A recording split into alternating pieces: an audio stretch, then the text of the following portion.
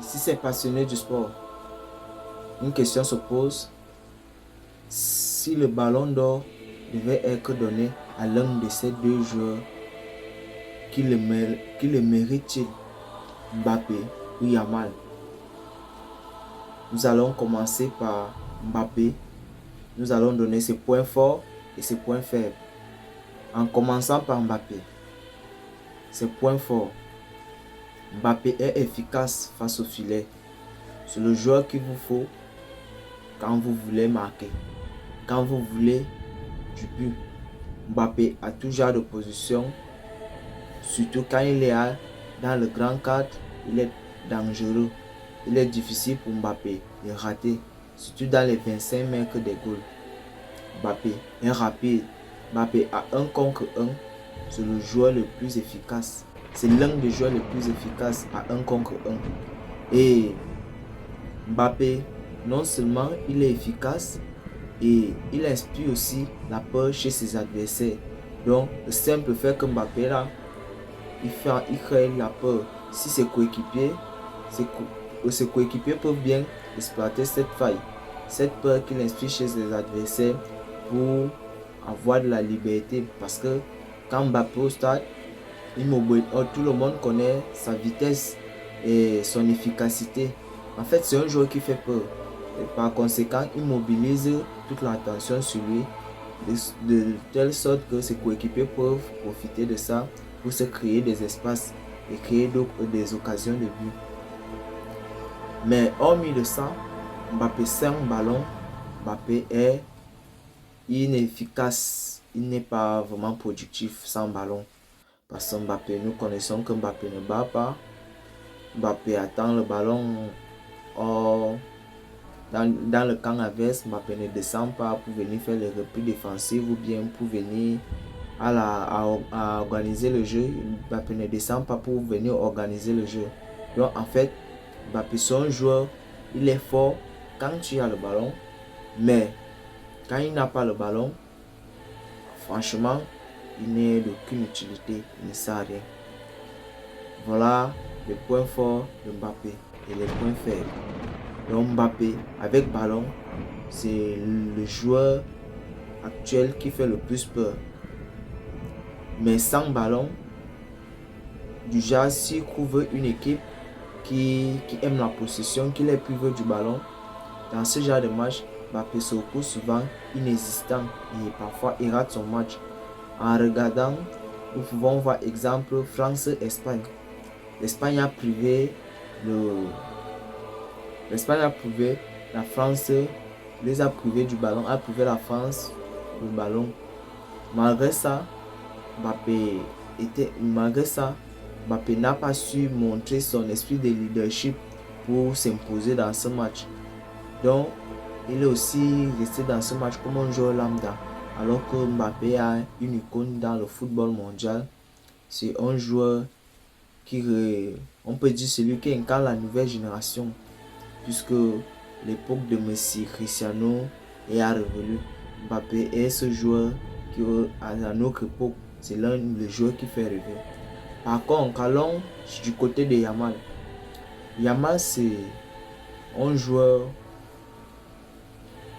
c'est un joueur très, très performant, très technique et un joueur qui peut créer des espaces.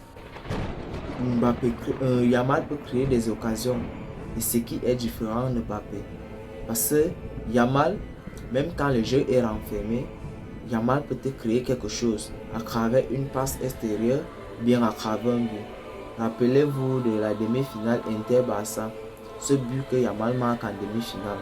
C'est un but qui ne venait de nulle part. Même si tu es maghrélin ou barcelonais ou je ne sais pas dans quel club tu supportes, personne ne pouvait imaginer que ce gamin à l'époque il avait 18 ans, ce gamin de 18 ans pouvait faire une telle chose. Il a fallu de l'audace, du courage pour faire ce qu'il a eu à faire. Il a réalisé un geste de classe mondiale. Seul Lionel Messi ou Cristiano pouvaient porter un match. Yamal est un joueur où il peut finir, son équipe peut perdre. Mais Yamal, lui, ils sont vainqueurs aux yeux du monde entier. Puisque à la fin de ce match, à la fin des deux confrontations aller-retour, le Barça s'est fait éliminer par Inter. Mais aller comme retour, Yamal, il a montré du caractère dans ces deux confrontations. Malgré l'élimination du FC Barcelone, Yamal a montré du caractère.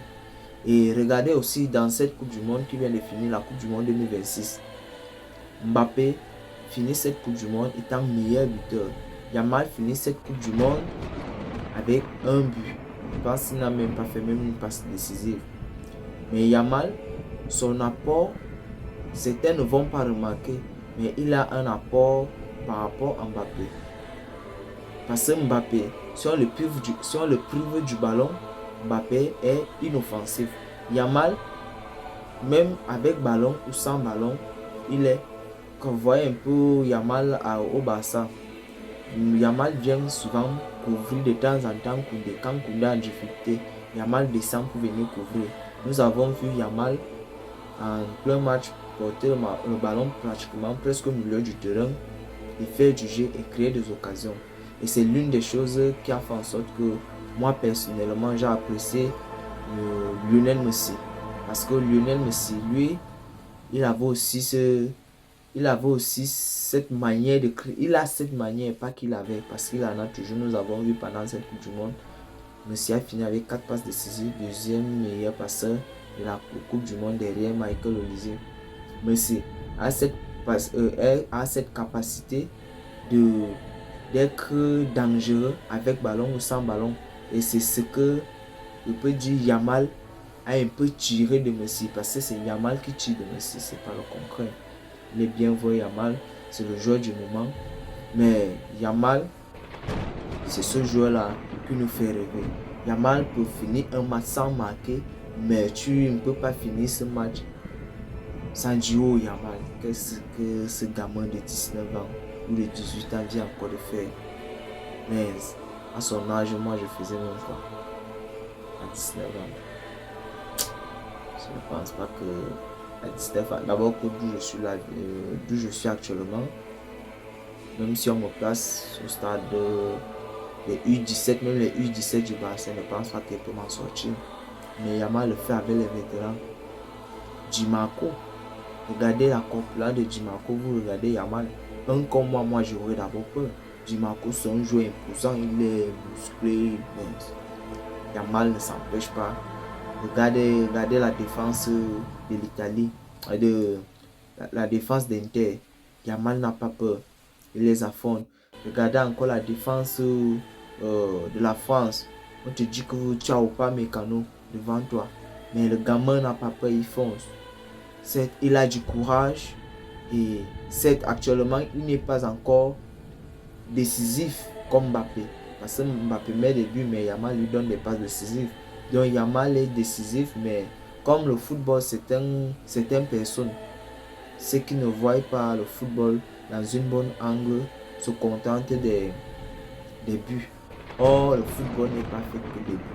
Le football est avant tout un jeu d'amusement qui permet de se divertir. Le football n'est pas un jeu où tu vas marquer. Aucun joueur ne peut enlever les ballons des goals et jusqu'à les marquer. Donc du genre ne saurait limiter le football au buteur. Sinon le football n'aurait pas eu de sens. Mieux vaut jouer ce que nous on appelle au quartier le chichi. Tu te places de l'autre côté des goals, l'autre se passe de l'autre côté des goals. Vous tirez jusqu'à que celui qui est plus performant, celui qui a les bonnes frappes va marquer quoi. Donc du genre, c'était ça. Et si moi, je dois résumer la saison des deux, parce que la question était au début que si on devait donner le ballon d'or à l'un de ces deux joueurs, à votre avis, qui le mérite vraiment? Individuellement, Mbappé au-dessus de Yamal. Collectivement, Yamal est au-dessus de Mbappé. Le football est un jeu collectif ou un jeu individuel? J'attends vos réponses dans les commentaires, vous le clavier. J'espère que ma vidéo vous a plu et comme je vous dis toujours, j'accepte les critiques. Les critiques font évoluer. Merci.